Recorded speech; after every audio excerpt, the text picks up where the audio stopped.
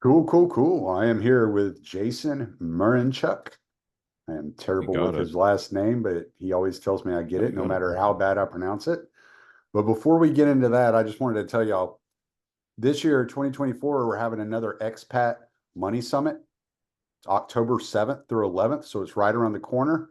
And the tickets are free if you go to expatmoneysummit.com. That's expat spelled out, EXPAT moneysummit.com. You can sign up with your email and get the free tickets for October 7th through 11th. They're going to talk about different ways of becoming citizens, dual citizens in other countries, how to cut down on taxes and diversify investing with new and exciting marketing opportunities. Also, you'll have a lifestyle section to where you talk about how to build community with other expats such as yourself, and got a host of great speakers such as Dr. Ron Paul, Scott Horton, Tom Woods, Tom Luongo. So 40, I think it's something like 40 speakers. Yep, that's what I'm looking at, 40 different speakers. So I would go sign up as soon as possible. Expat Money Summit. That's October 7th through 11th at expatmoneysummit.com. So that's a good opportunity for a lot of you listeners to get out there and hear some of your favorite speakers and learn a lot. Also, this month we have libertarianinstitute.org is putting on their donation drive for the summer.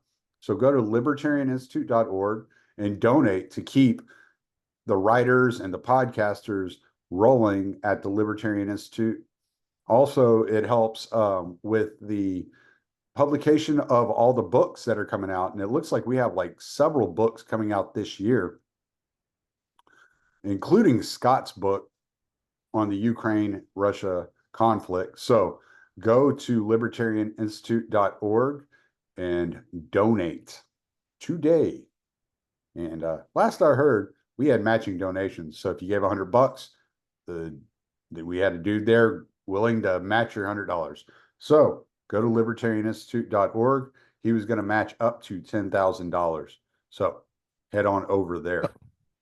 God bless Dave Smith. I don't know if it was Dave Smith, but I'm, I'm Dave just I'm Smith just is starting. I'm just stirring the Dave pot, Smith is man. awesome guy. Dave Smith is an awesome guy.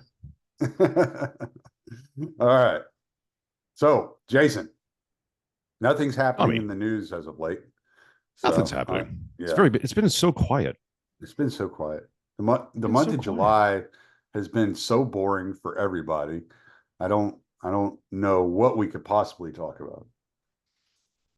I don't know weather. You've got tornado season going on. That's Well, I'm. we don't get tornadoes. It's hurricanes down here.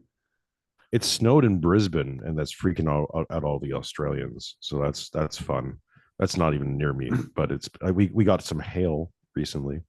Beatrice was Between telling me like that South Africa was getting a bunch of snow, and that's yeah, rare. it's this I can't remember what it is, but El Nino, El Paso, I don't know, thing that's happening down here that's making things screwy. But it's been a very mild El, winter. El puto loco. El puto loco. What does Macho Man say about Tito Santana? You're trash. You're like Tito Santana. You're trash. You know, he didn't say Vato. He said something else. Can't remember. Anyways, um, so yeah, uh, Cabron. things kind of kicked off a little bit. You know, Yeah, it's it's gone because wild. we're making jokes about it being quiet, but you know, June. I said this maybe in May or June that I'm like, it's really quiet for an election year, like in the mainstream, anyways, Mm, where it felt very muted. And my speculation was negotiations were going on behind the scenes, or something was afoot. Let's put it that way. mm. And then, of course, you have the Trump near assassination, which I guess we can get into because you know that's the focal point. And now, of course, Biden. I think he's live right now officially stepping down from the presidential race. And I don't know even how they keep him in office with any degree of legitimacy that doesn't rub badly on Kamala. I just tweeted, I just said something in a DM group. I'm like, the narrative that we need to push now, because it is our narrative now. We're given a beautiful gift where we can push this narrative because the narrative machine right now is so broken that everything and anything is being absorbed, and especially on X. So the narrative I think we need to push now is that Kamala's in charge. That even if Joe's still there somewhere, it's not Joe, it's Kamala who's running the White House. Whether that's true or not, whether it's factually true, it doesn't matter. It's a narrative, and that way, everything that happens, prices of consequences, put it on her, right? And that becomes her track record going into the election. Is that, look, if the last 3 months is any indication what the next 4 years is going to be, we have Zelensky now suing for peace, which is very interesting. Netanyahu just made an appearance, and I haven't watched. I purposely skipped over the clips because I don't like listening to that man speak. But by all indication, it's rousing applause from Congress, but everyone else is not happy because he's facing some massive protests happening in DC right now. Some anti-Netanyahu's protests. So things are happening, man. Things are all at once. Everything all at once. And, well, let's start with the attempted assassination. All comes down to the earshot. Yeah, let's start with the attempted assassination.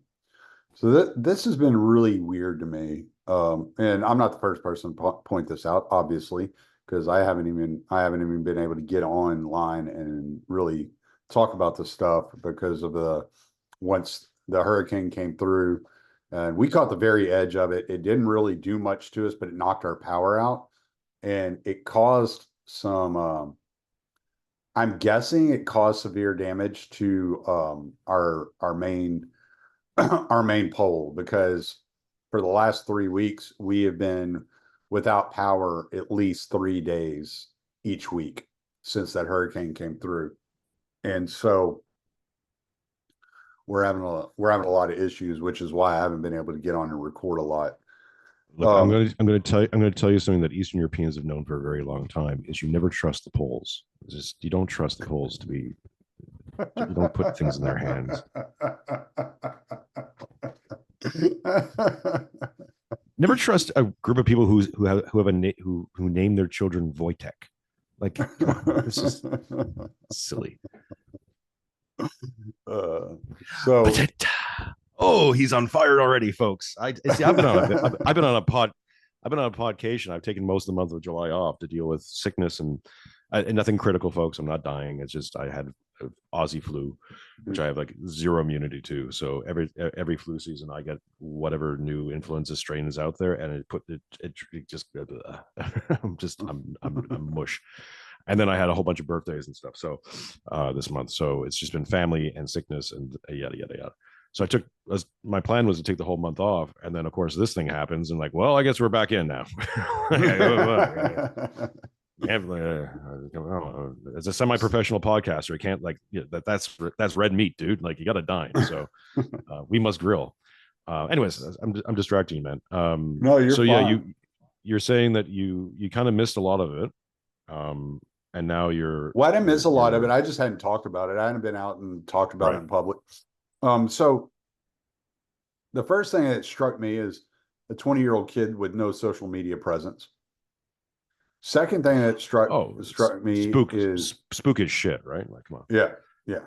And the second thing that struck me was, okay, he was flying a drone over the location just a couple hours ahead of time, and nobody picked it up. Then I'm looking around at some of the coverage on the situation, and there was a guy that broke down the sound of the shots, and it sounds like there's 3 guns involved in the situation. So you had 3 to 4 pops at the very beginning that sound like they're from the same gun. then you get around 5 to 6 pops that sound like it's from a gun further closer by, where you hear the echo, and then you have the big. It sounded like a 50 cal sniper rifle, which ostensibly is the shot that killed the guy. It looked like they shot him right in the mouth. If you saw the pictures of him, I mean, he had like a No. gaping hole where his teeth should be. It was just black. It looked like they shot him literally directly in the mouth hole. And so um there was no security on the building, which was only 150 yards away, 140 yards away. I keep hearing different numbers. I've heard everything from 130 to 151 Let's just go with yards. 150. Let's go with 150. Yeah. Let's go with this. Despite the yards, it was the easiest possible shot to make. This is what I'm Mm. hearing, is that if you were to line someone up and give someone access to the easiest shot possible to take out Trump, that would have been that would have been the shot. That was a In kill terms of, shot. Yeah, for sure. yeah. And had Trump not shifted his head just a third of a second before the shot was fired, it would have taken his head off. It would have hit him. From all the graphs I've seen, all the AI generation of the head tilt, where the bullet actually struck, all that, it looks like it would have hit him directly in the eye and just straight through the eye into the back of the head, blown the back of his head off. Very similar to the Kennedy assassination. And I I can't help but, like, when I heard Jack Posobiec on Tucker Carlson yesterday, and I've heard a lot of people breaking that down the timelines. And this is the thing that, like, gets me rolling, is I was a Kennedy assassination, like obsessed with it when I was younger. And so No, really? yeah, This just a this little. Damn, doesn't sound like it. Doesn't Oliver sound like Stone you. gave me a No. hard on, and I just could not get rid of it. And so and and so I'm listening to them break down this timeline, and all I'm thinking is the Kennedy assassination, how similar it looks, how similar it all appears to be. And so, there are some people that, aren't willing to say that it was, an inside job. And I'm just like, how can you deny it? We've seen it happen before, right? I think it's a combination of things. It's so everyone's a little bit right. Um, and just to get this out of I the thought way, everybody we're was a never little going bit left nowadays. well, yeah, I'm so confused. little bit screwy. Let's put it this way: is that I don't think we'll ever really know what happened.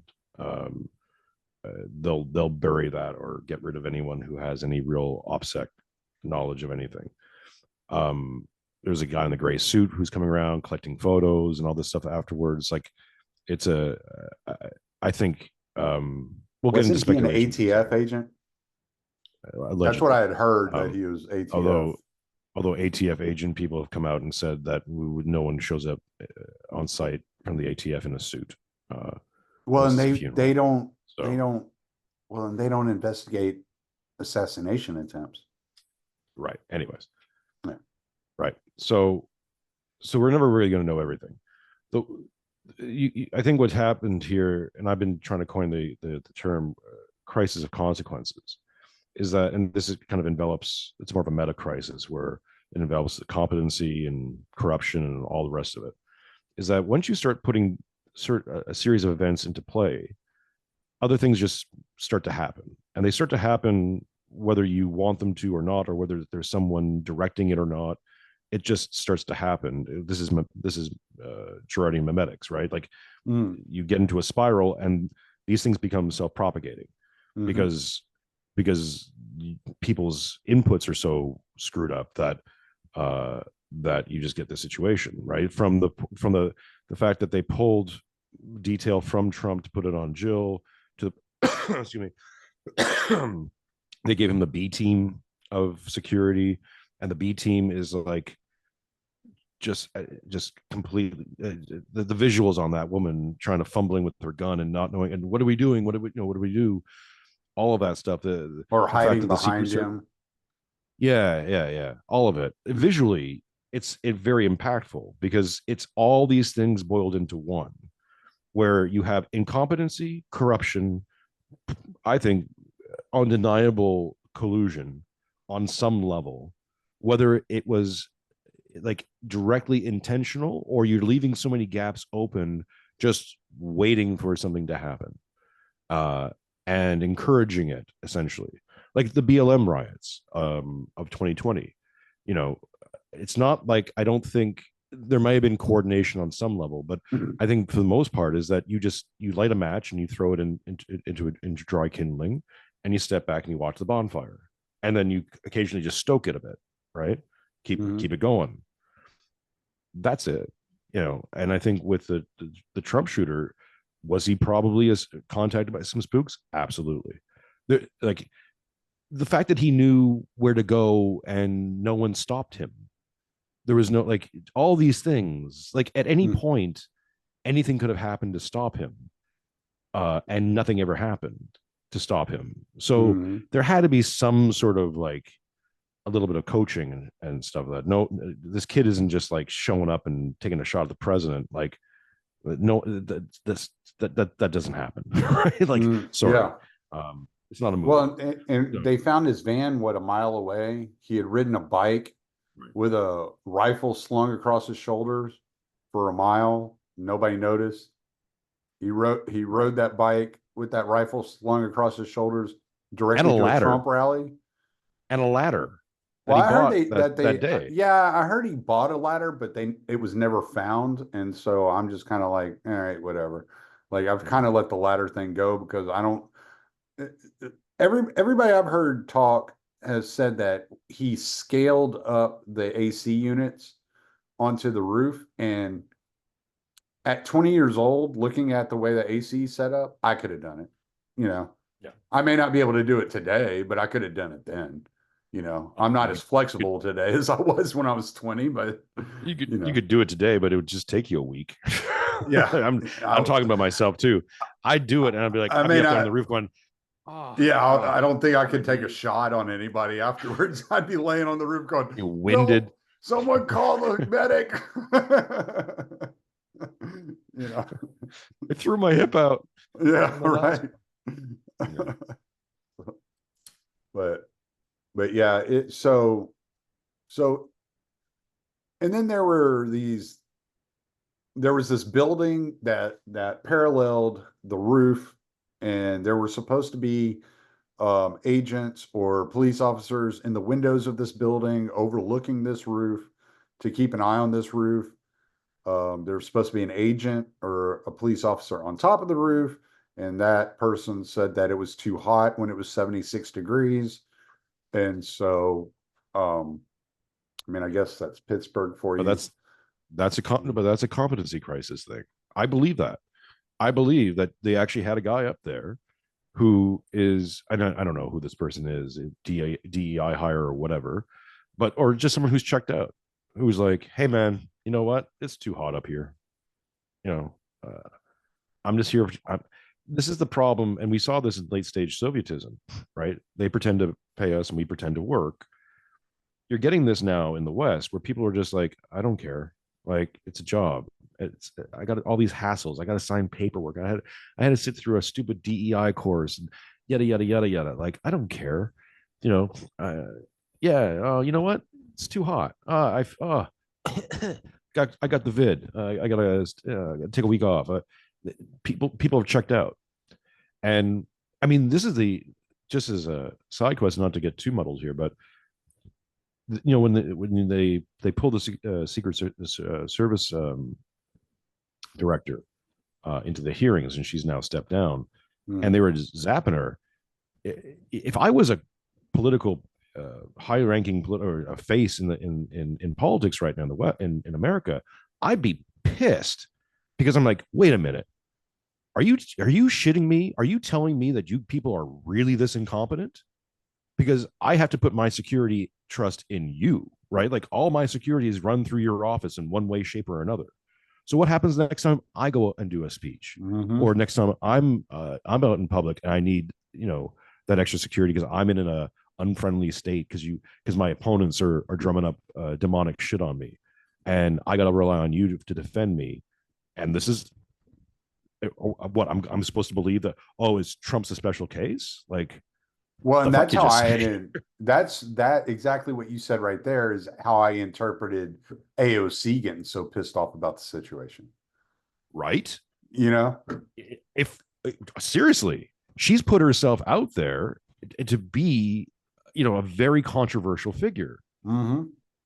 to both. I mean, and it's this, we can talk politics, and pretend like left right thing really exists and whatever. Crazy people are crazy. Hateful people are hateful. And someone might just go, hey, you know what? I'm gonna get the headlines if I take this one out. And she's got a known face. Like, she's a known entity. I Mm-hmm. would be very scared if I were her, Right. and upset. Mm, Like, yes. very, very, very upset. Right. Because now you're playing a very dangerous game. And this gets,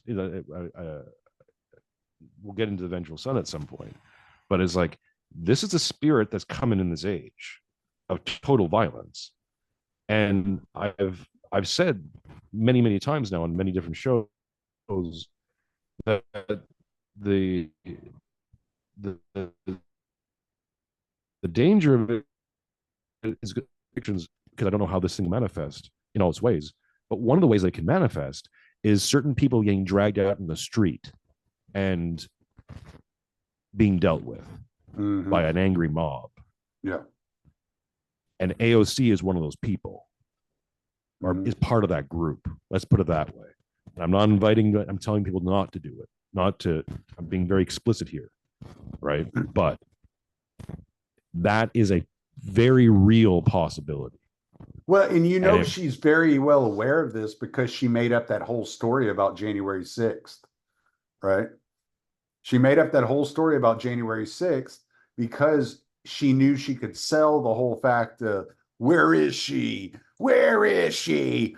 She knew she could sell that because she knows where she stands in the line of the political spectrum and how she reads, especially to conservatives, as this freaking, autocratic moron that just wants to, destroy your livelihood, and she understands that and she plays that role very well. And now she's like, hold on, I've been playing this role that I'm supposed to act like I could be killed, but now I can actually be killed. Like, is that what you're telling me? And so that's gonna, I'd like to see if that actually like turns her into a Fetterman, right? And kind oh, I of, my prediction is you're going to see a lot more Fettermans. Can't find a better man. Shout out to but yeah, it's you're going to see a lot more of that, my friend. You're going to see a lot. Uh, okay, where we at? We're going all over the place, as we do, or as I do. Sorry, I'll take the blame for this I one. do it too. Squirrel. But yeah, right. Well, there's because it's a tangled ball of shitty political yarn, right? Of Mhm. narratives, and everything's colliding together, and things are happening really fast. I think, for a large extent, to distract you. Yeah. Like, now everyone's talking about Biden stepping down. They're not talking about that shooting anymore, are they? Right. No one's asking questions. They had that. Yeah. They had their little thing. The director stepped down. Maybe the FBI director gets a slap on the wrist. Who knows? Whatever. And what was his motivation? It feels a lot like Las Vegas, doesn't it? What was his Mm. motivations? Who did he know? What was going on? What? Oh, just ignore the facts. Ignore the incongruities. Oh, How look did a over here. man There was bring? child porn on his computer. Right? Yeah, yeah, yeah. Oh, So he's a he big shot Ben up a crowd Shapiro of fan. people because he was a pedophile. Like, I don't get it. Yeah. How did he get all the guns up there? Magic. It's just magic shit. Who What are was you on talking about? Epstein's plane? Don't worry about it. Epstein's dead. This is It's all not the good. time to talk about these things, Tommy. We need to talk about unity in the country because we're too divided At right this now. point, what does it matter anymore? Right? It's, I, I, you know, here's an aside. I'm going to bring this up with Matt when we talk on this week. Um, when J D Vance got the VP nod, and this is something that Matt and I have been talking about, We're going to and talk about this. yeah, yeah, and speculating for quite a bit. Matt, especially, but I was in the conversation too about this, and especially about J D Vance. And I'm like, it's got to be Vance. It's if it's Vance, it confirms everything. And the I woke up that morning. I'm on Australian time, so I woke up that morning and said my prayers, and then looked at my phone and I saw the news, and I just fist pumped. I was like, okay, we're off to the races. And I I I was thinking about this yesterday. I haven't been this calm.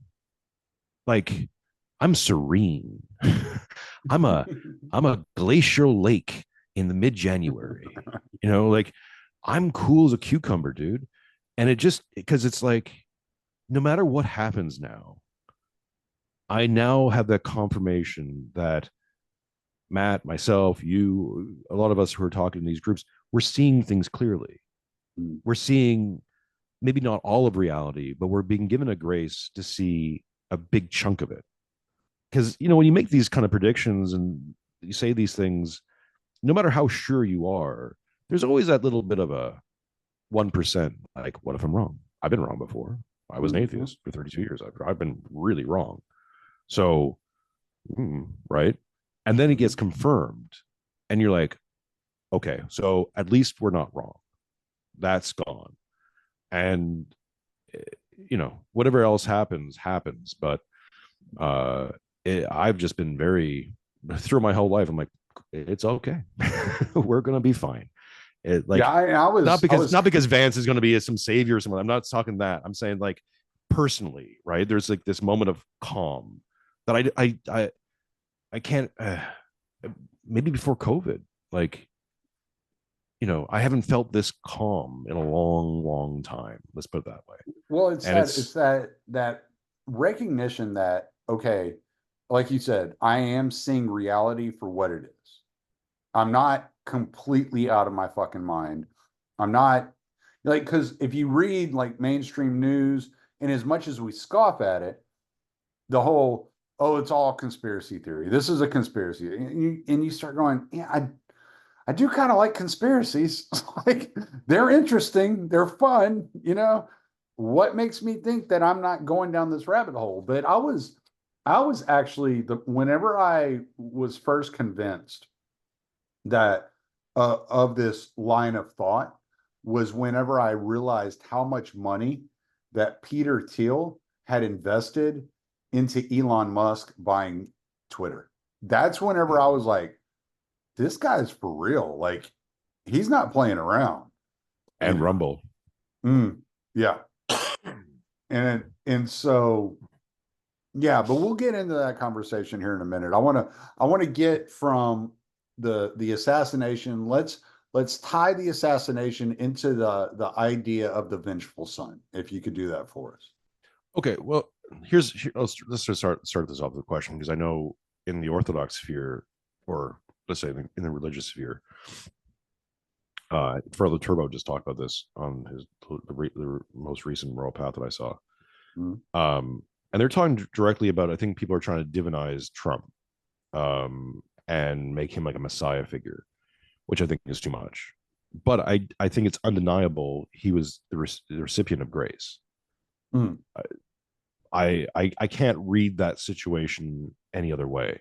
Yeah. Because what the devil would want is for Trump to die. If Trump had been shot that day and had been assassinated, all hell would have broken loose. And I mean that. Like, I think there would have been a lot of violence from both sides. I have Tim Pool would have been coming in his pants. Let me say this, and I'm very careful in this wording, because I don't excuse me. I know how this can come off. So I'll try to caveat it as well as I can.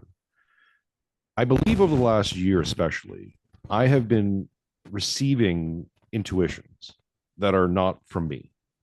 Like, my noose gets cleared a little bit. I get these sort of transmissions. and I'm getting them and I'm putting them into verbiage. Now, I'm not saying I'm special. I think a lot of people are getting the exact same transmission. I think this exact same thing happened in around 2020 when a lot of us went from atheist, agnostic, yada yada, and switched on a dime to being Orthodox Christians. Uh, Buck, yourself, me, the list goes on of people who just got this, got a signal, and the signal Oh transformed yeah, us. like Matt, Adam, like there's a bunch of us. Yeah, And that's then there's a our bunch of people we don't even know, that we've met since then. it's not a coincidence that a lot of Orthodox churches are flooding in with new people around this time. So I'm saying all of this to say that I'm not like a prophet. I don't think of myself that way. I'm keeping this as humble as I can. But when I say these things, it's not just because I'm smart, or it's none of that, right? Like I'm literally just getting something from the ether and like putting it together in a way. And so when I say things like we'll talk about the vengeful son in a second, but the way things can go bad, and I get these sort of images of like Burma, Myanmar. That's where that's how bad things can get.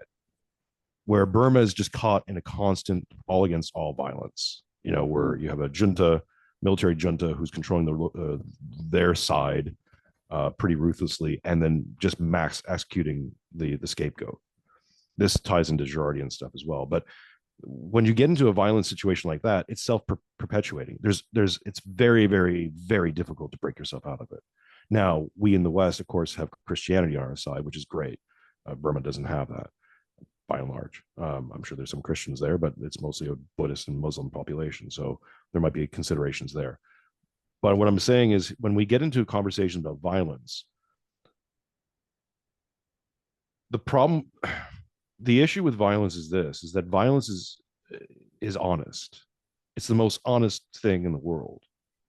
We watch UFC, right? Two men enter a ring, two men beat the living crap out of each other, right? Engage in violence, structured violence, but violence nonetheless. And one man comes out victorious, either by decision or by knockout. That's honest. There's no nothing. It's not pro wrestling, man. There's no work there. It is what it is. One man was better than the other man, and that's it. So when we get in, so there's an honesty thing, there's a desire for that, and the other big desire, and this is where I'm triangulating this idea of the vengeful son as a spirit, as a egregore or a zeitgeist, if you want, is that when it starts to enter the public domain, and with powerful models like Elon Musk, who I believe is really the poster boy for the vengeful son. We can get into the recent conversation with Jordan Peterson. Oh, when you start to see that, you understand that what I'm talking about in mimetic violence, it doesn't always have to be kinetic. Like, I'm going to punch you or I'm going to kill you. It can be total violence, which is, I'm going to destroy your ideology. I'm going to destroy the things that you find precious, that you're holding on to. I'm going to hurt you in ways that may not be physical, but are going to be financial or psychological or whatever, right? I'm going to burn your house down. And I think that's where we're getting to, that we're entering an age of totalizing violence that I suspect will be with us for the next 60 years. Now, how that can be harnessed and used, I think there can be positive things coming out of this. Just like in the 60s, if we say the devouring mother was the archetype of the 1960s, not all these things are bad. The tyrannical father, I've given the name for, the turn of the century to let's say somewhere in the 1950s.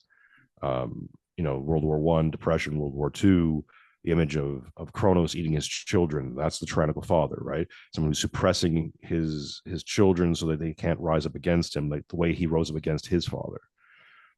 This gets all into the idea that we're living out this age, this micro age of the revolutionary age, if we think of liberalism as this big age that started in 300 years ago and is coming up to now, a big part of that age has been the revolutionary spirit from the American Revolution, the Haiti, Britain, France, all over the world. As and for the revolutionary spirit, for liberalism to take hold, it had to destroy Christendom. It had to basically betray the church and get rid of it, and betray the kings and get rid of them. And the inheritors of that betrayal now become suspicious of being betrayed themselves and start to turn against their own people. Because what happens when liberalism has achieved, let's say parity? Well, what else can you liberate yourself from? And this is now where we find ourselves. That liberalism now needs to actually liberate itself from liberalism in a really perverse way.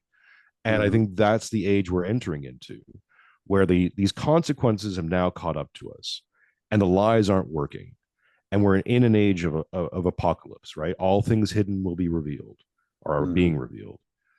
There's so many normie people out there who are now looking at the political process for the first time going, what the hell is going on? What do you mean everyone's got to talk to AIPAC? What do you mean that the democratically elected nominee for president just bowed out and we're not given a vote? No say. Harris is just in now. That's going to be Kamala, and suck it up, Buttercup. That's just the way it is. What? Like it's hurt. It's now drawing people's attention, and as they become aware that they've been betrayed,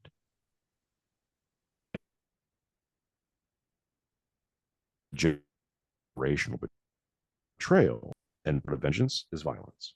Now, that all being said, I'll let you chime in, stop me whenever you want, man. But the counterbalance to this, and again, I'm using terms that are very Jungian, archetypes, this kind of thing. It's because the parlance is easy. If someone wants to come up with a different term, please go ahead. But I'm looking at it like the vengeful. So we live in this inverted world. The tyrannical father is the inversion of the wise father. The devouring mother is the inversion of the divine mother. The vengeful son, I believe, is the inversion of the prodigal son. So the way forward for people like us is to begin to model the prodigal son. And in many ways, we've already started. You and I turned our backs on the father in our indignity, in our pride, and all the things, set off to do our own thing. At some point, found out or became to the realization that we had failed. The shame hit us, but we were afraid to return to the father because we thought he wouldn't accept us. But fate brings us back to the father. He embraces us. He redeems us. We repent. He redeems us.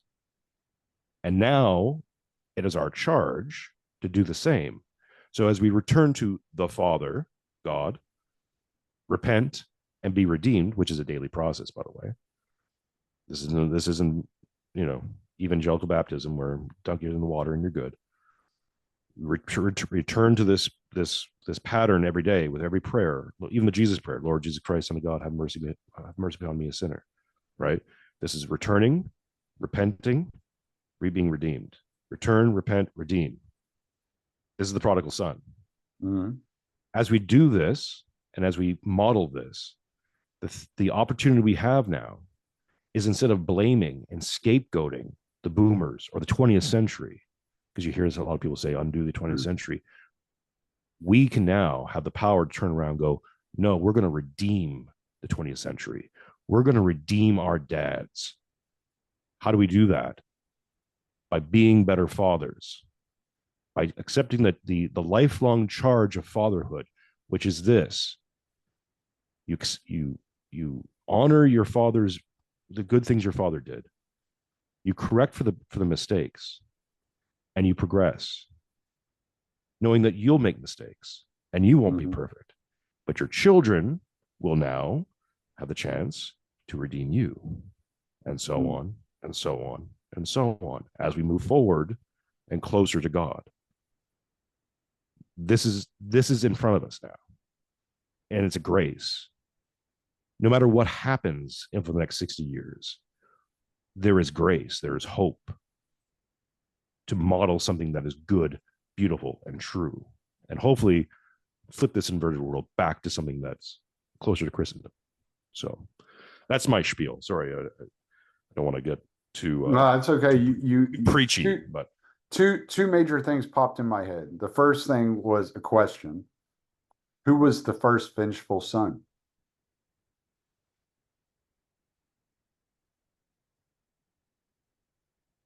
I so my example Cain. that I've been using. Cain. Well, yeah, okay, you're talking like The first. original. Yeah, The yeah, first. I would agree. Yeah, Cain is the Cain. original vengeful son. Okay. Another thing that you struck up in me is you mentioned the age of apocalypse. So I saw Buck had posted something the other day, and he made a comment about the age of revolution or revelation. I'm sorry, the age of revelation, and I was like, explain this to me. And so it got my wheels turning, just the way he mentioned it, just in the context he was using it. So one of the things we've heard a lot of people say since we've kind of dug into orthodoxy is you'll hear a lot of people say the Enlightenment was a mistake. Adam Patrick, deep cuts. Well, and I'm not saying Adam believes that. I'm just saying this has been a I'm saying it. common. I'm throwing shade at Adam right now. I'm using this as an excuse because gotta gotta kick some mud on some shoes before you shine them there, man. I love, for the record, I love Adam Patrick. So Oh, I did too, and that's why I say I'm not saying that he still thinks that way because I haven't really gotten in a deep, detailed conversation with Adam in a while. Like we'll text back and forth every once in a while, but like we haven't been in a really deep discussion in quite a while. But so we heard that a lot, but I started thinking, and I was like, what if it was necessary for the Enlightenment to happen so that the age of revelation could occur? mm-hmm. What if that was just a necessary progression or regression, however you want to look at it? But to go down that path and to hit the debauchery that we hit so that we do understand and are able to accept the revelation. I think about this all the time. We're in God's time.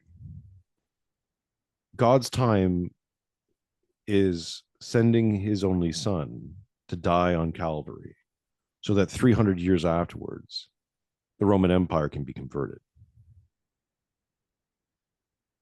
Yeah. That's God's time, not our time. There's a quote from one of the Death of the World signs. I'm wearing the shirt. Shouted Buck Johnson for mimetically inducing me. It's a really good quote, and it was from I can't remember the exact excerpt, and so I don't want to butcher the quote too much. But the teal deer on it is that there's a bunch of Orthodox priests in the Gulag in the Soviet Union.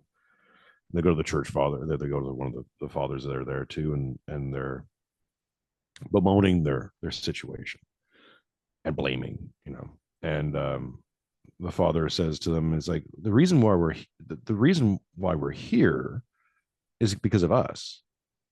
We failed. We failed to correct things adequately. We failed in our charge to lead the people and to bring them to God. That's why we're here. You can blame the Jews or this or that or whoever, sure, but the reason why they got power in the first place, and the reason why they could even do this, is because of the failure of the church in Russia and the Soviet Union. And of course, now we see that they almost had to go through all that in order for Russia to now emerge as an Orthodox nation. Mm-hmm. Feel all your feelings about Putin. Yes, you're right, but facts are facts. So I think a lot about this in suffering, in the context of suffering. What is to suffer? You know, what is a and sacrifice? What is a rightful suffering? What is a rightful sacrifice? And in some ways, we know and we don't. Uh, we wouldn't need church fathers if we just instantly knew. We have to practice our own discernment, and of course, use the discernment of those who are more learned and more connected than we are. But all of these things, there is a righteousness to it. I was just listening to I think it was Father Hears. Was it Father Hears? I think it was Father Hears. Oh, Father Trenham was talking about this, and he's saying that cancer can be seen as a grace, because and it hit me because this is something that I was thinking about a lot. When my grandfather died of cancer, it started me on a certain path that I've now had to correct. And for a long time, I hated God because I thought, how could an all loving God do this to him? And now I look at it as that he was burning in this life so he wouldn't have to burn in the next. Your suffering here would be nothing compared to eternal torment. And the torment you face is yourself. You bring it. So to burn out your sins of pride and vainglory and all these things here is a blessing. That's your grace. Because if you take it I'm a firm believer that my grandfather is waiting for me.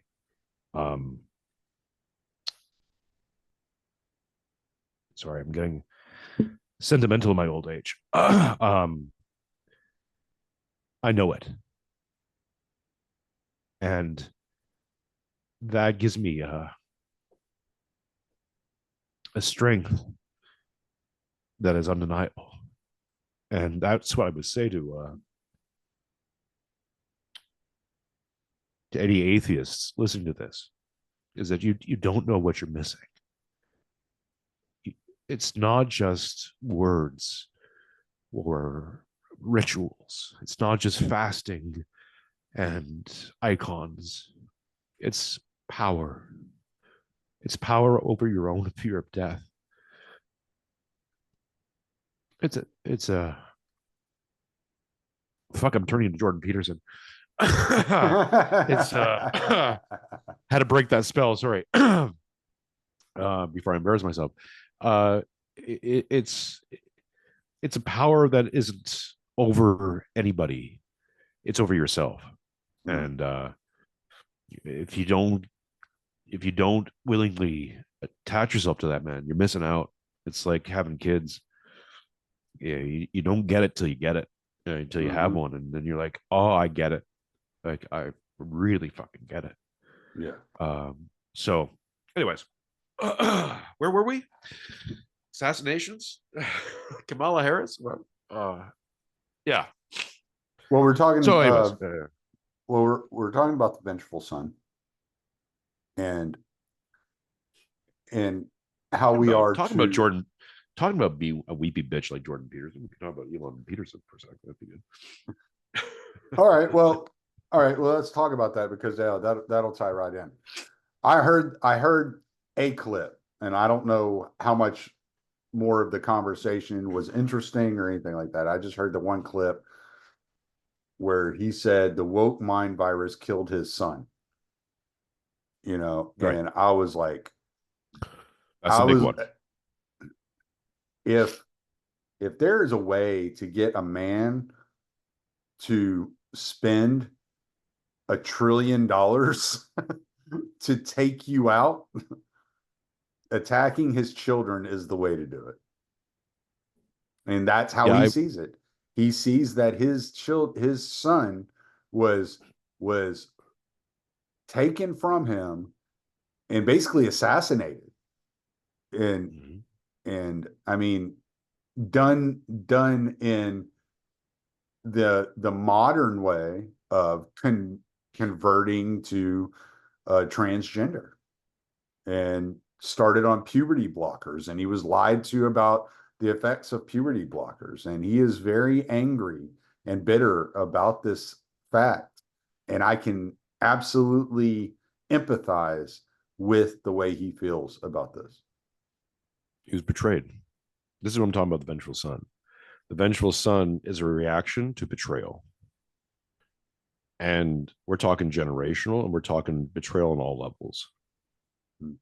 Imagine you're a man like Elon Musk, right? Middle of COVID. You have a son who is distant from you, because I think their relationship was strained. Elon has a strained relationship with his own father and his stepfather, right? Remember, I was talking about redemption. One of the ways what the father and the son do is they redeem each other. So the son grows up, models himself after his dad to a fashion, decides to correct some wrongs, or let's say your dad wasn't around very much. Okay, so you're going to be around more. Your dad was very poor. Okay, I'm going to be rich or well off. Whatever the thing is, right? And in that sense, you are redeeming your dad, because it's still an honor. There's ways you can do it that I think are disrespectful, but I think if you're doing it in the proper sense, you are taking him for what he is, saying thank you, and knowing that what parts of him live on in you, and advancing it, and saying, be, for whatever reasons, this is where you failed or didn't live up to this or that, and I'm going to take that charge. I'm going to live up to it. This is the redemption process. Elon now has been robbed. Elon can't redeem his father because now he's a failed father, or he probably feels like he is. Whether he is or not, we can discuss. And his son, his firstborn son, has been taken from him, so he can't be redeemed by his son. Now maybe he's redeemed from those other kids. Who knows, right? But this is the betrayal, and without, I think,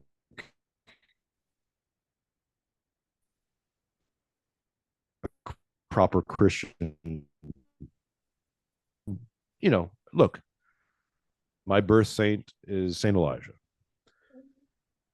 He comes down with a fiery sword. So even great saints can sometimes bring, let's say the spirit of justice to the world.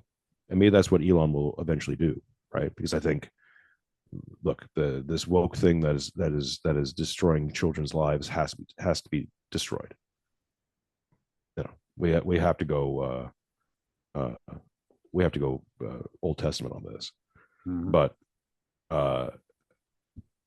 But the issue here too is that Elon's a model, so he's going to be modeling vengeance, and other people who want to be like Elon are going to start modeling vengeance, and this is a mimetic spiral. Mm-hmm. It gets out of control because you can't control what people are going to do once they start modeling vengeance. Mm-hmm. And along with vengeance comes violence. So that's where I think this is why it's the age of the vengeful son that will permeate culture across the world, but specifically in the West, is that a lot of people are going to be waking up. Like, imagine, just put it this way. I've been thinking about this with transition kids. What happens in 5-10 years? What happens in 5-10 years when a lot of those kids, we're talking about here, I'm going to say 100,000. I don't know what it is worldwide. Who knows how many kids these kids are on puberty blockers, being lied to, saying, "Oh, you just get off the pill and you're fine." And then they find out they can't, and that their endocrine system is completely screwed, and they can't reproduce, and they've mutilated themselves or whatever. And in 5-10 years, they're going to become adults, and now they're going to be aware of the lie, and their parents lied to them, and the establishment lied to them to make money. Mm-hmm. What do you think those kids are going to do?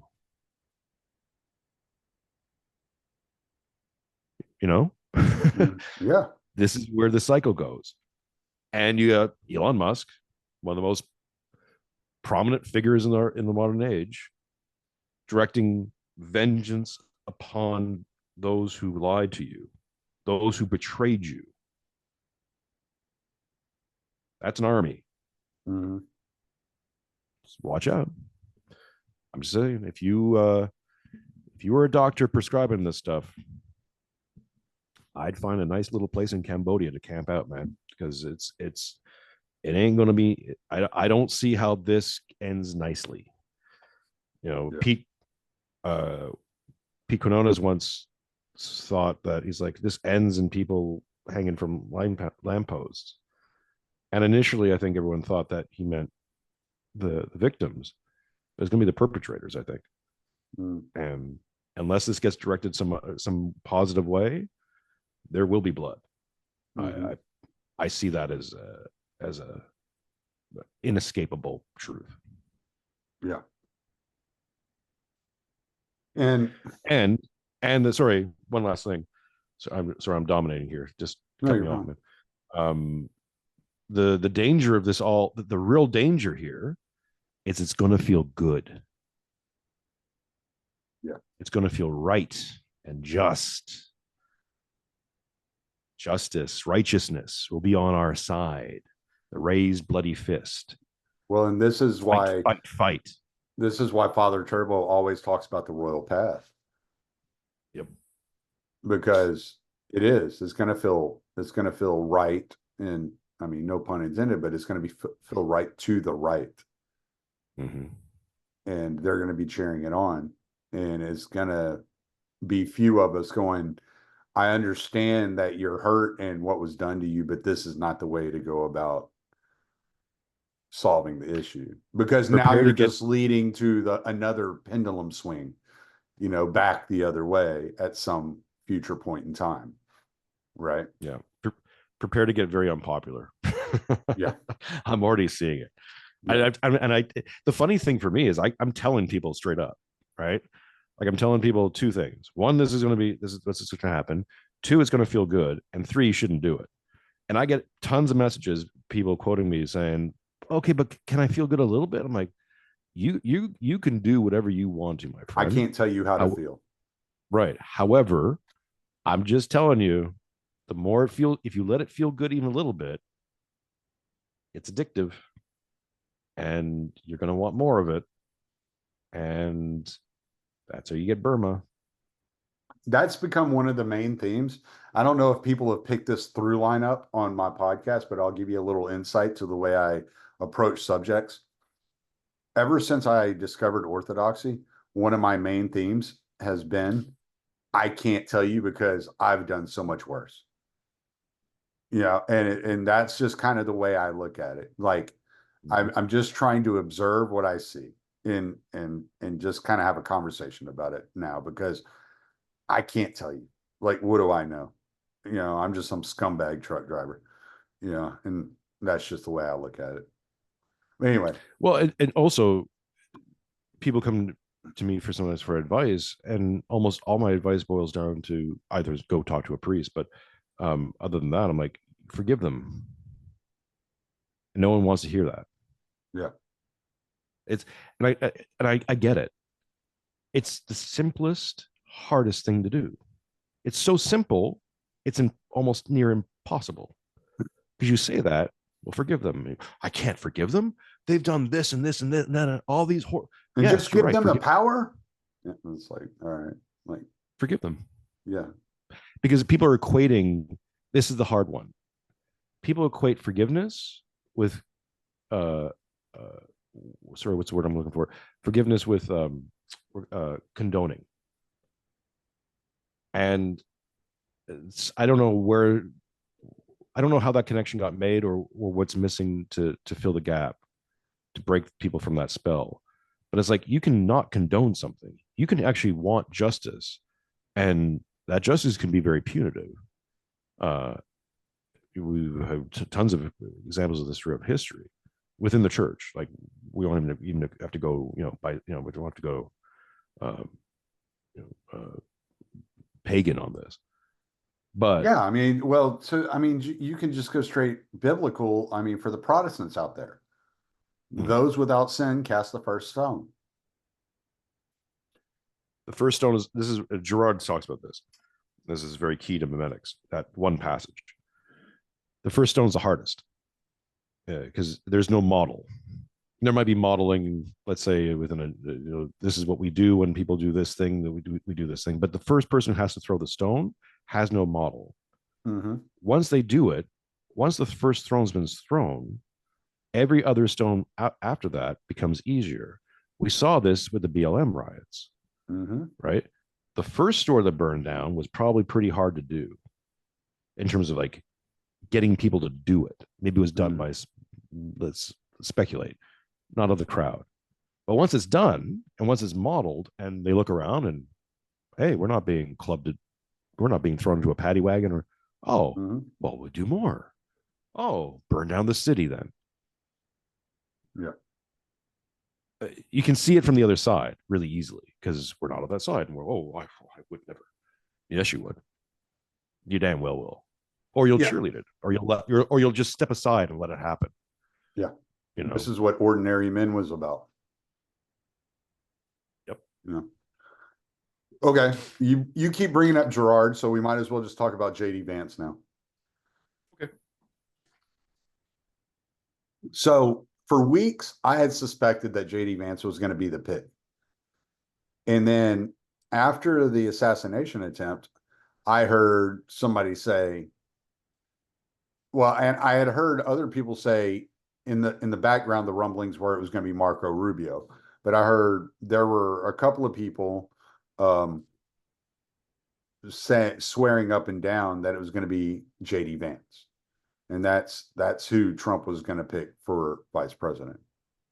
I thought it was going to be very telling who he picked. Then the assassination attempt occurred, and I heard that it was that Trump had solidified in on a candidate and he had changed his mind. And I knew immediately, I was like, oh, it's definitely going to be J D Vance. Because nothing is more of no person on his list is more of an insurance policy against assassination than J D Vance. Why is that? I agree Because with you. J D Vance actually believes what he's saying. Mm-hmm. He's a true believer. And this, I'm sure you'll get Matt Erickson on at some point to talk more about this. We'll be talking about this on this week too. If he'd ever text me back, that son of a bitch, he'll answer me on Twitter, but he won't answer me on a freaking text. Well, he takes a while. It's all that hair, man. It just weighs him down. Maybe. Give him a minute. I don't know. I have more hair than he does. Yeah. He PayPal mafia stuff is a clear connection, right? Vance, Peter Thiel, Elon Musk, both Mark Andrews and Vivek. Yeah. The list of proximity and somebody asked me the other day, said, I don't know much about J D Vance. What do you who is he? I said he's like a white Vivek. Like, I mean, really. In many ways. Yeah. I mean, he named one of his kids Vivek after Vivek because they have such a close relationship from college. Yeah. In many ways it's true.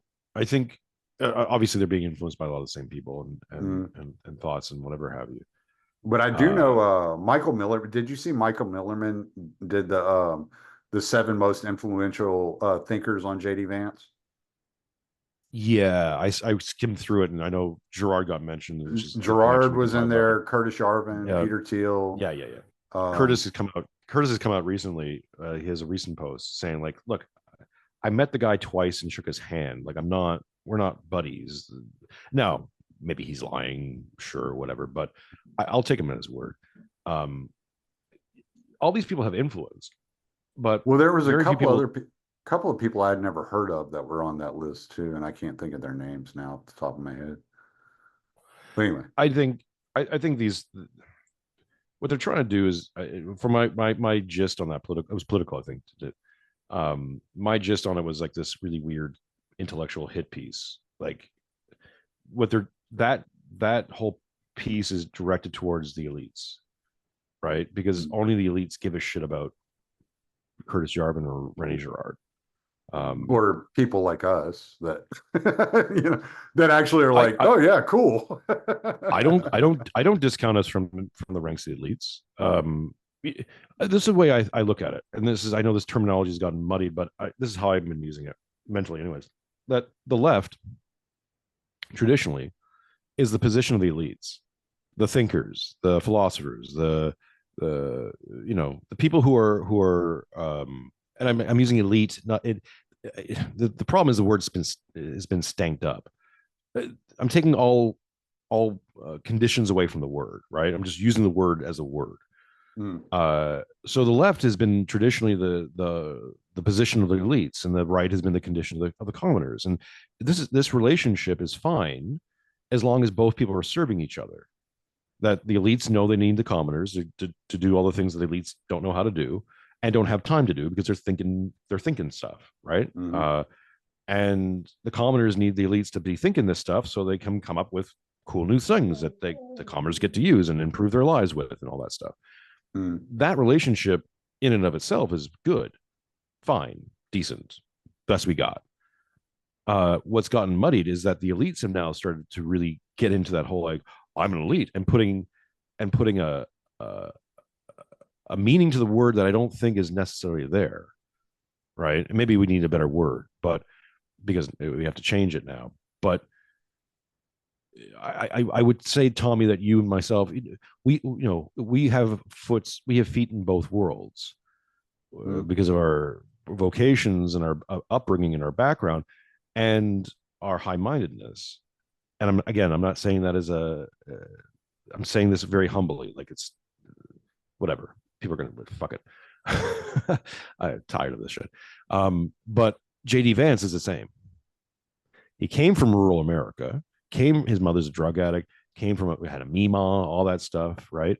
In another timeline, J D Vance is a truck driver, Mm. or selling cars or whatever, right? Right. Common. But he attended Yale. He reads philosophy. He understands it. He applies it. It's not just he's just reading it for shits and giggles. He's using it and being very successful using it. So he's got a foot in both worlds, just like us. There's your model.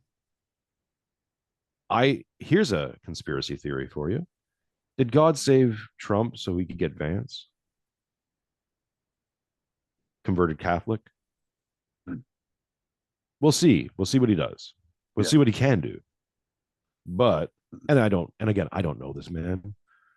People have speculated I'm on the Thiel buck, and I'm leaning into it. Yes, I'm on the Thiel payroll, folks. I wish. Yeah, right. I like the grind, but but um, who knew that Thiel actually he's a bit Jewish about that. He doesn't pay very well.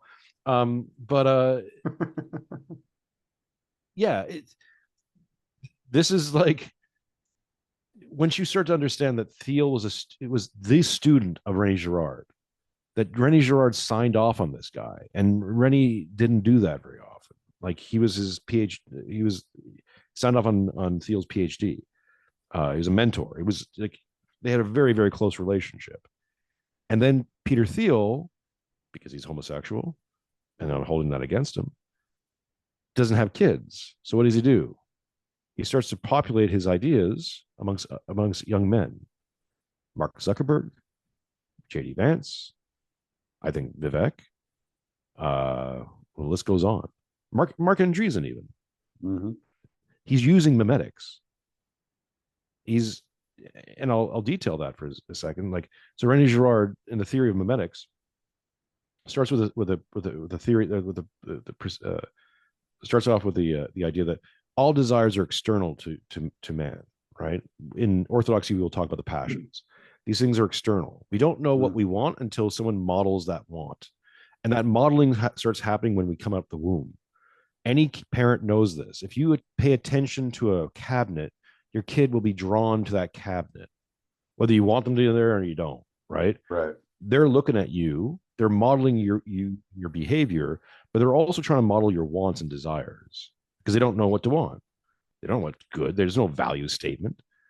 So as we begin to model more and more of these desires, and these desires go away from, let's say, the strictly material into the metaphysical, then we get into very interesting territories. How do you model a want for freedom or whatever, right? Peter Thiel being at the nexus, the roads, all these roads leading back to Peter Thiel, he is the model for all these VC guys, all these top guys. And I've watched, I did a little comparison thing when Matt started doing his thing with the PayPal Mafia and started coughing up names. I started looking at them, and I started looking at pictures of Peter Thiel. And when Peter Thiel changes his hairstyle, they change their hairstyle.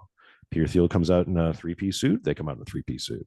He comes a bit more buttoned down, they come out buttoned down. Mate, it's like 1-to-freaking-1. And these are the like guys who are running Palantir and like all these crazy big organizations. Like these are this, this is the competence. These are the last vestige of competency in the West. These are heavy hitting guys, and they're all modeling themselves after one dude. The way he thinks, everyone's got a copy of 0 to 1, I guarantee you. And have memorized it better than most people who know the Bible. Yeah. They're modeling him.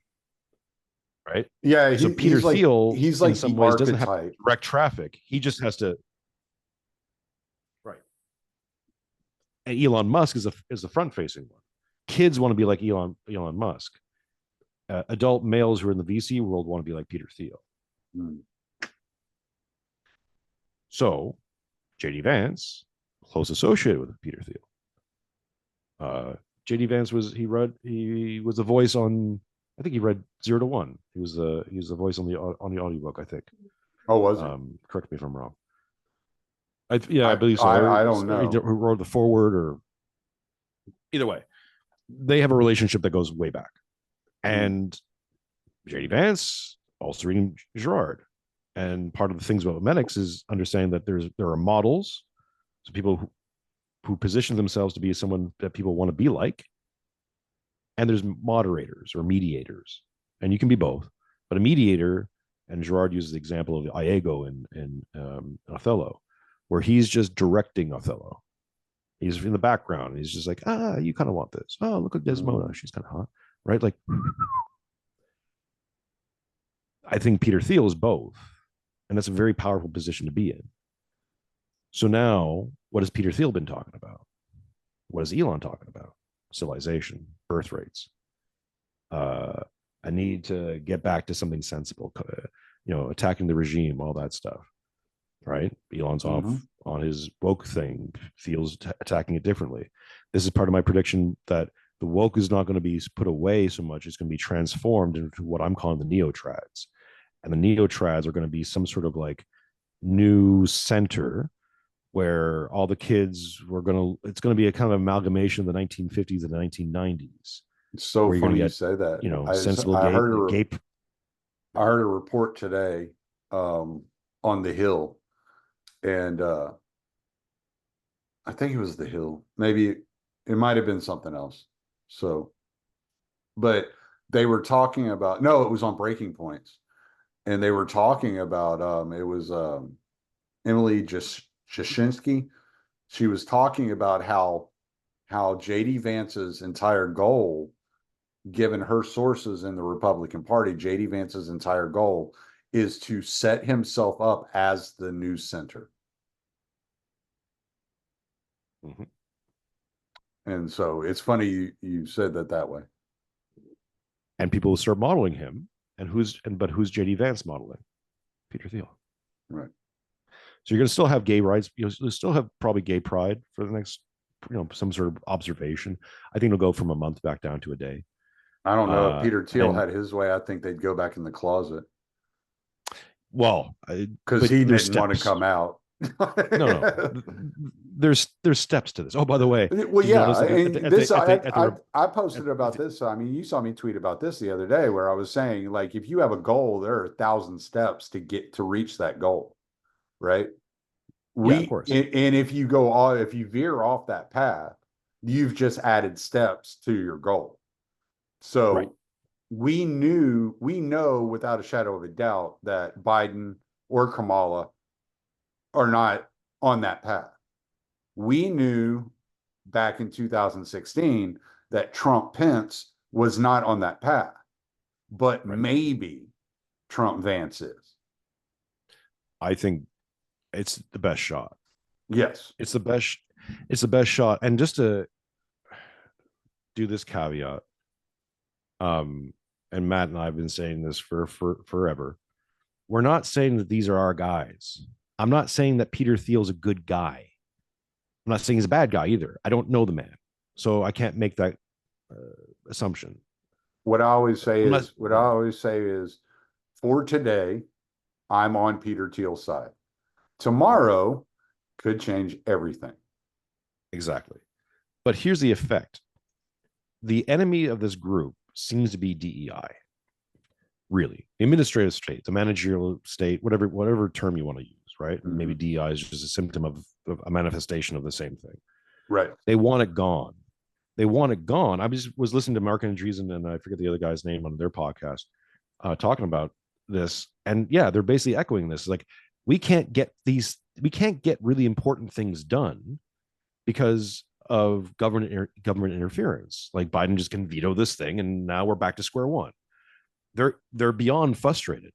And in a weird way, remember when that thing happened in Delaware where they basically robbed Elon of his pay package that he had engineered for through Tesla? Was Tesla or SpaceX? I think it was Tesla. I'm familiar with this. I forget all the details, but essentially he was doing this thing, and it's totally above board, right? Like legal, way the game is played. And some judge in Delaware basically said, no, we don't, no. And why? Well, because you're Elon Musk, we don't like you. That was the wake-up call. I think that was the wake-up call to every single major VC guy and banks. And look at all the guys who are formulating under Trump right now. And all the big money is coming under Trump. A lot of it, anyways. Because they all woke up and said, oh, wait. So you're telling me that this rigged game that we've been enjoying and has been rigged to benefit us is now being rigged to get to not benefit us on a whim?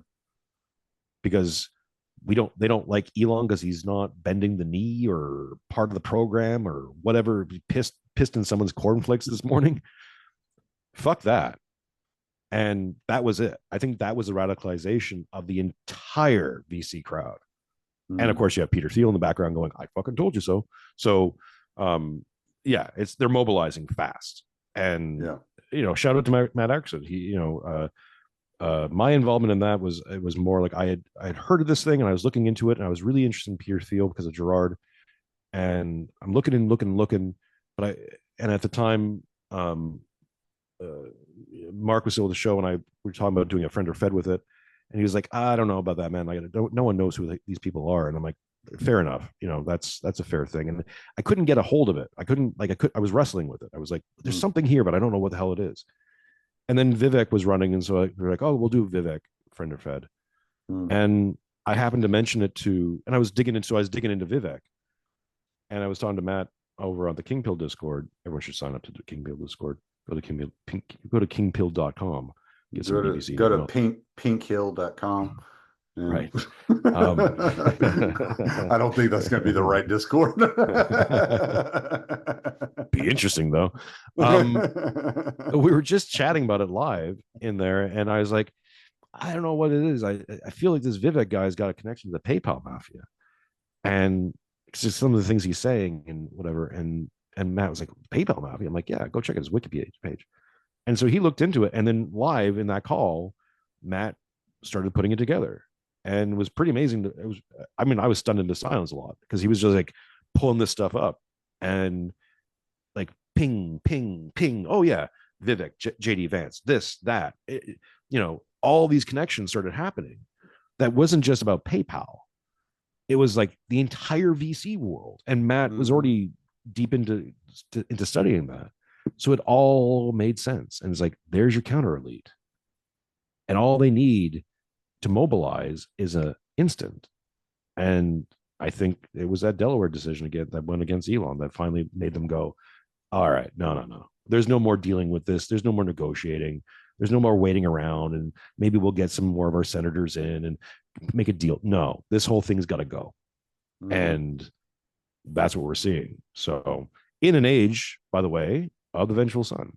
So, part of the part of this thing, and this is why I say about Elon, is when Elon went up on stage a while ago, maybe people remember this, and Disney was threatening to pull ads from X and all this stuff. And they were Yeah, threatening he's more like, money. fuck you, bribe me with money. You can suck my Right. dick, basically, is what he said. Which is really interesting too, because he had just come back from a trip from Israel. And he came back and everyone was like, oh, he kissed the wall. Oh, here was what's going to happen. I don't know if he kissed the wall, but whatever. He was Yeah, there yeah, and given guided tour by Mr. Shapiro. And he came back and just laid down napalm. Like, fuck you, go fuck yourself. yeah, No, yeah. you're That's what gonna it was. you're Go gonna fuck threaten me with yourself. money. You're gonna threaten me with money. Go fuck yourself. Right. And it was then I was already kind of putting this together and I saw that I'm like, vengeful son, there it is. Like, that's it. The other example I give is during the game stonks thing, and I don't want to get too much into it. There was a thing that happened in 2020 where a bunch of anons were shorting the shorters in this market. They were making this whole They're still they're almost doing it. yeah It they're was still back at in it. the news like a month ago. Yeah. Basically, the story for people who don't know it, go look it up. But they were shorting a hedge fund and basically almost bankrupted a hedge fund, a big one. And one of the quotes that came out of that time period was they were talking to one of the chief guys there about it and said, if you keep holding these stonks, you're going to lose all your money, which apparently hasn't even happened. It didn't come true, but whatever. Right. And at the time, he's like, yeah, I don't care about that. This isn't about making money.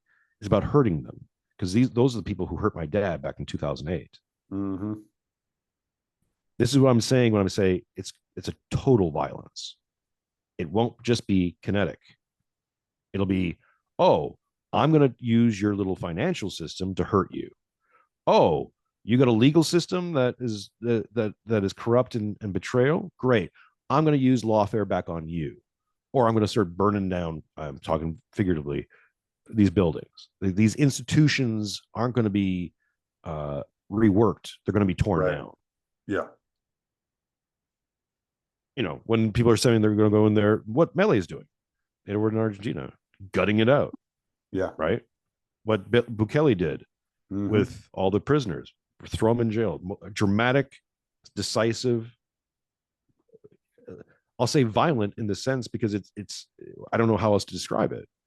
It's not violence in terms of people getting killed. But it is a violent action. Mm-hmm. It's definitive. It's honest. It's a punch in the Right. face, Yeah. and you just changed everything. For good or for bad. It's done now. Mm-hmm. Go put an ice pack on your black eye and see you later. Mm-hmm. So I think that's coming for America, and I think that's coming for the West in a big way Yeah. because where America goes, the rest of the West goes. So what happens when this catches fire in Europe? Yeah. Well, and We're seeing it in we're by seeing it in Ireland. you know, by all everything I can see, it is catching fire in Europe. You know, because you had this whole ordeal in France. Sorry about your robotic. Oh, okay, because you Mm-hmm. froze. Yeah, you have the whole ordeal in No. France where all the left had to freaking basically burn down the entire country in order to get their way. They threw a big hissy fit like a child in the middle of a damn supermarket whose mom went and buy him ice cream and were able to overcome the right wing. But the right wing, from what I can see, is taking power all over Europe right now. Mm-hmm. Yeah, what they're going to call populace. Erdogan is now meeting with Orban uh, and Orban. All these guys are coalescing, yeah, and you're going to start seeing some very dramatic. Because this is another thing I've talked about, uh, and this is again part of memetics. You need models, right? You need successful models to know what to want and how to do it, and how to be in the mm, world. So I have this theory. I think I called build a Caesar. So the Caesar, the great man of the West, whatever you want to call him, isn't going to magically appear whole cloth. You're going to have all these little successive movements that are going to basically build the Caesar. So, and all these populist guys have to do is win in one domain, solve one thing. Bukele Mm-hmm. solves crime, right? Solves gang crime. Mm-hmm. Goes from the most dangerous place on earth to not overnight. Mm-hmm. Melee is modeling going through the government agencies, institutions, and gutting them. Mm-hmm. And the government doesn't collapse. The economy is fine, or recovering. Uh, what happens when, okay, so if Trump gets in office and solves the immigration issue, oh, well, now you have how to get rid of crime, how to get how to dismantle corrupt institutions that are laboring your government, and how to fix immigration. Who's next, right? What if Orban finds out a way to end the Ukraine Russia war, which I think is going to happen? I think it's going to. I think. Well, I mean, Orban, for all intents and purposes, has ended immigration, illegal immigration into Hungary. Right. Yeah, and so I wonder. He's a I special look at case, though. But all these guys, right? I look at Orban, I look at Malay. I think Malay is a little bit more obvious than the others, but I look at Bekele, even Peter Thiel, J D Vance. I wonder what the influence of Hoppe is on their thinking. oh, probably he's probably one of the voices. I know. I mean, Again, like I said, with Malay, it's pretty obvious because Malay goes around calling himself a Rothbardian, and if you've read Rothbard long enough, you're going to find your way to Hoppe. But right. with these other guys, they don't really go out talking a whole lot. Like you'll hear like some references to Girard or these people, but you don't hear a lot of political philosophy coming out of their mouth. And I was Well, just I think maybe part of that is because of the risk involved, but also because you don't. There's kayfabe going on as well, um, but I also think it doesn't have to come down to everyone reading everything. This is what I'm saying about modeling. So let's say no one else had read Girard, but Peter Thiel had, and Peter Thiel's executing uh, a Girardian style mimetics in the political realm, and mm-hmm, people start modeling Peter Thiel. Well, now you're modeling everything that Peter Thiel's modeling. mm, See how this works? yeah, So, so it's not that you need to know about Girard, although it helps. Is that if you're modeling someone who knows a lot about Girard, you're modeling Girard in mm, your own way because you're modeling gotcha, them. gotcha. So on and so on and so on and so on and so on. So what if one of these guys, let's say it's Melee. Sorry, yeah, Melee. Let's say Melee is a Hoppian guy, and he's using Hoppian um, philosophy or Theory. concepts to produce successes. Mm, As long as it's successful, people will model it, or even if it's not even that successful, but interesting enough, like they go, oh, okay, there's something there. They start modeling that. Now they don't have to know who the hell Hoppe is. mm, Never heard of the man, but you're right. modeling someone who does. Mm, So you're modeling. So inevitably, you're modeling Hoppe or elements of. See how this mm-hmm, works? yeah. So it's you can see it in music, right? Like a modern band may never have listened to I don't know Jelly Roll Morton, but they're big Stones fans. So they're modeling the Stones, but the Stones were modeling the whatever blues singer or band from JJ before. Hooker or So whoever, right. right. So then inevitably you're modeling them, Mm-hmm, elements of them, anyways, because you're right. modeling the Stones, and the Stones Yeah, are modeling I them. So mean, you're modeling, yeah, yeah, yeah, I get you. yeah. It's actually it's just it's an interesting little thing for the seculars out there. If you want to live forever, be a good model because you know I model parts of my grandfather, your father, let's say, right? And we'll get weepy again. But uh, as you model these people, and there's elements of them in you, and you pass that down to your children, well, my child, by modeling me, is also modeling my grandfather in elements. So my grandfather is still alive in that way, Mm, right? His influence is still there, yeah. and successive generations. So they won't know my name. At some point, I'll be a distant memory or whatever. Or you won't know how you won't see the effects there. But you won't be able to say, oh, that's like, you know, your great grandfather. But if those memetics is successful and I cast a strong enough model, I will live in them. There'll be Mm, elements of me, not just my face or blue eyes or whatever, but elements of my behavior, of my thinking, of the way I position in myself in the world that will live on. mhm. This is what I'm talking about, the power, right? Like Yeah. we talk about legacy, we want to talk about generational vision, civilization itself. This is the modeling that has to take place. This is the good, the beautiful, and true. Hmm. This is civilizational capital. This is how we project ourselves into the future. Well, And a good way for people that, like, let's say you're a normie out there and you're listening to this podcast and you're God bless trying you. to, huh? God bless you. Yeah. And you're trying to piece together what all this means. There's a saying out there that has been going around for the last couple of years. The left don't the left don't have children, they have yours. And Right. so yeah. So that's it's just being proactive and being involved in these lives in this way is basically modeling. So Yep. It all comes down to that always. This is the depth of the Girardian memetics. And Father Turbo, I think, has talked about this or talked about him saying that it's present in the church fathers as well. And I believe that's true. But that just I think lends more credence to it. I think for me, Girard, very much like Peterson, is a good on ramp to deeper conversations and thoughts. mm, Because once you start seeing, you reconceptualize the world a little bit, and you see hmm something that's true, and then you start to operate from that truth, and that begets more revelations. This is hmm what I'm saying when I started early in the conversation. I'm like, I'm not special. I'm not a prophet. I'm not anything. I'm just a dude. Um, but I was given a grace of like my news just got cleared from a series of events, and I just started seeing things a little bit more clearly than other people. hmm Um, but I'm not alone.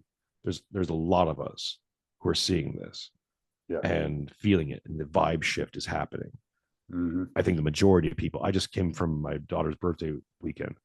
I was around a lot of blue pill people, and a lot of people are, and like they can't articulate. Some are very articulate, but it was very interesting conversations. But the other mood of it was from deeply entrenched liberals here in Australia.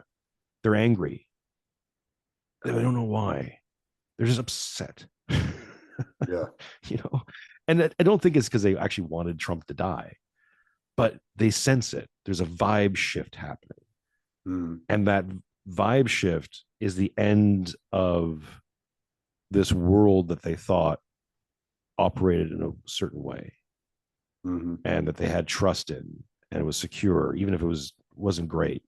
It was predictable, and now they're being shown that that was all a lie, hmm and it says something about them, and no one likes that. Yeah. No one likes the finger Yeah. finally pointed back at you and going, fuck, I got conned. Shit. Yeah. I'm the Yeah. mark. I'm the mark.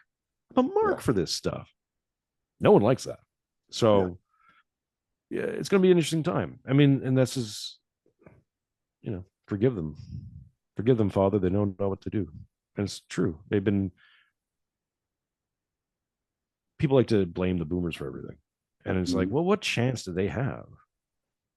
I'm writing something right now it's very difficult for me to write because it's about the tyrannical father, and I have to uh, talk about the great generation. That's my grandfather. I have to talk about him and a lot of that connectiveness. And so it's been hard to write. But part of that is like we gotta take them down from that pedestal. We gotta look them in the eye and understand what they did, what they did, the wrongs that they committed or they allowed to be committed, Right. and also forgive them at the same time. Hmm. Because, I don't know if I was in that situation, if I would have done anything differently. Everything was geared a certain way. And so they made choices that they thought were the best choices, or allowed certain things to happen that probably shouldn't have been allowed. Yeah. Not allowing your daughters to enter the workforce. And I know this is a contentious issue. And I'm not an anti-feminist, or women are there now. So just you got to deal with it. But I think it's been a disaster of epic proportions Hmm. that has started this consequences that we're just starting to unravel now. And unfortunately, it's so mired in our life now, you can't have this conversation with most people. Because the moment you say that, you're like, oh, so you want women to go back to their homes? I'm like, well, no, but Yes. yes. Situationally, like, do you think a woman is best served working as a clerk at Google? Yeah. How how is that noble? I mean, I'm not saying that men should do that either, but like, let's start there. Let's I start heard that a women need to be mothers, for Christ's I sake. heard a I heard a chick say today that the real problem is not that women entered the workforce or were given the right to vote, but that women have never had the power of the presidency.